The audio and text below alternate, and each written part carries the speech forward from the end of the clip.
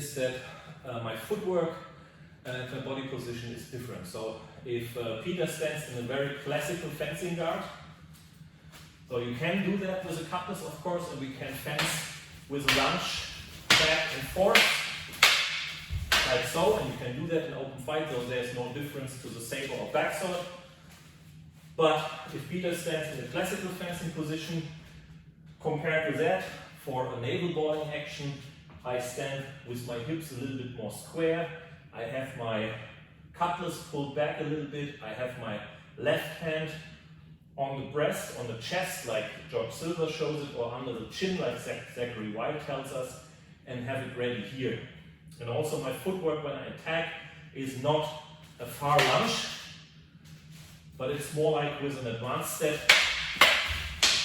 and close. So like fighting with a big knife, okay? Because on board a ship, I cannot do this kind of fancy footwork under the deck between all the things that distract you during fighting. So I have to keep my body position close. So if you compare this to Peter's more classical stance, which works with a cutlass as well in an open fight, in your gym, with a friend in the field, but in a naval boarding action, that is not what you want to do. So you stand more compact and use more of your body, and you come into close quarters naturally much more faster. Besides the different posture, we also we will talk about the various cuts and thrusts. But what you of course don't have with a cutlass, you can do this in an open fight if you use from the wrist nice moulinets. But of course in the confined space of a ship, you try to draw the cuts closer to your body because you don't have so much space. And also you have to keep in mind if you can go for a horizontal one, cut number 6 or cut number 5, how much space you have for cut number 7. So a lot of techniques you will do with cut number 1, cut number 2, cut number 4 not really, cut number 3 not really, but cut number 4 you will do quite often. And of course thrusting.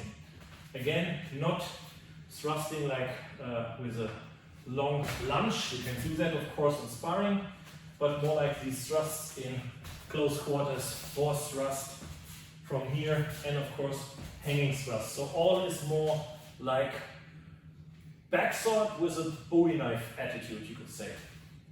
And also you have to keep in mind, if you use very exposing lunging footwork, besides the ship moving, besides the confined space, in an environment where close quarter combat happens quite a lot, if Peter does a long thrust to my belly, like this, okay, and I parry,